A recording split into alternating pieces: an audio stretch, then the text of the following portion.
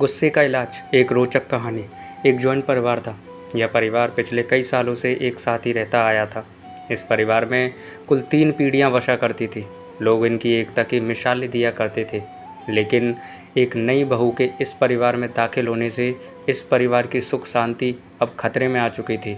यह नई बहू स्वभाव की खराब नहीं थी, लेकिन जब इसे गुस्सा आता था तो वह किसी को भी कुछ भी बोल देती थी और उसे हर छोटी मोटी बात पर गुस्सा आ जाया करता था।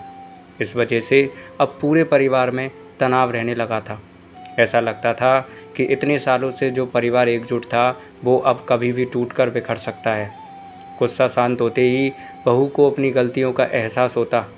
वह पश्चाताप करती, लेकिन फिर सब भुलाकर अगली बार गुस्सा करती और वही बातें दोहराती। एक बार उनके घर एक साधु बाबा आया। इस नई बहू ने अपनी परेशानी उस बाबा को बताई और उससे कोई उपाय हो तो बताने के लिए कहा।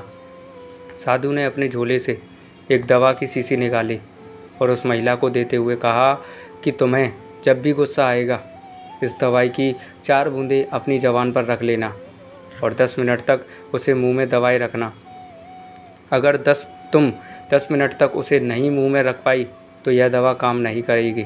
महिला ने अगले दिन से ही उस साधु बाबा की दी दवाई का इस्तेमाल करना शुरू कर दिया। 10 दिनों बाद जब वह साधु फिर से उसके घर आया, तब महिला ने उसके पैर पकड़ लिए और कहा कि साधु बाबा, आपकी दवाई काम कर गई।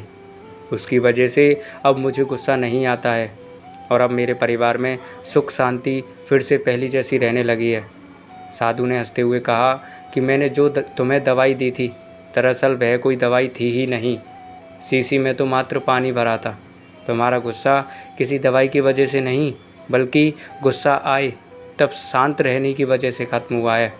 तो दोस्तों, आप में से कितने लोग हैं मानते हैं कि गुस्सा आए तब शांत रहने से गुस्सा अपने आप कम हो जाता है?